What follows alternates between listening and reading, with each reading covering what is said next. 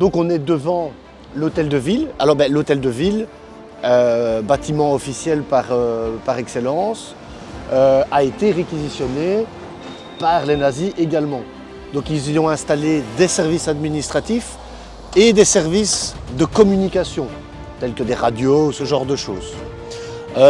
L'anecdote que je vais expliquer, elle est assez particulière et elle explique un peu, elle est relative, pardon, eh bien, au drapeau qu'on voit au-dessus de notre tête, le drapeau belge.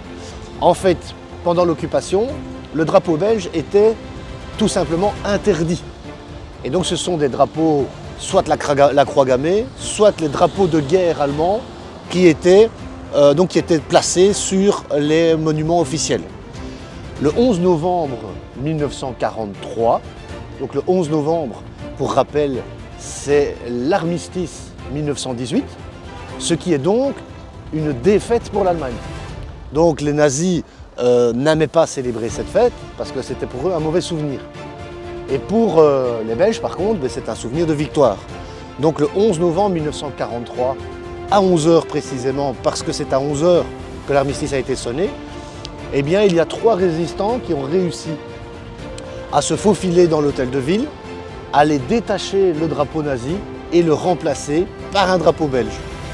Et ce drapeau belge a pu flotter au nez et à la barbe des nazis pendant 3/4 d'heure avant qu'on sache aller l'enlever. Certains disent que les 3 résistants, dans certains livres, il y en a qui ont été arrêtés, qui sont morts en déportation, et dans d'autres bouquins, ils ont la vie sauve. Donc ça, je ne saurais pas vous dire ce qui est réellement arrivé à ces 2 personnes. Mais ce qu'on peut dire également aussi devant ce bâtiment, c'est le lieu en fait où le bourgmestre a ses bureaux, a ses fonctions.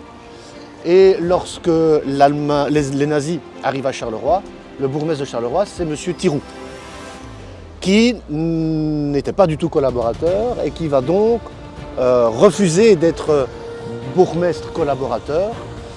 Il va donc être démis de ses fonctions rapidement et c'est Jean Teugels, qui est un collaborateur rexiste, qui va accepter donc d'être bourgmestre et qui sera assassiné dans la rue du Beffroi fin 1942. Il sera remplacé par un autre bourgmestre rexiste qui est M. Anglebin, originaire de Courcelles, qui va aussi se faire assassiner par la résistance. Donc la résistance a assassiné 2 bourgmestres collaborateurs, à part que en représailles à l'assassinat du bourgmestre Anglebin, eh bien les nazis vont exiger la mort de 100 personnes et c'est au total une dizaine de personnes qui vont être raflées, placées dans une cave à Courcelles et fusillées. Il y a d'ailleurs une plaque commémorative à l'endroit où ça s'est passé.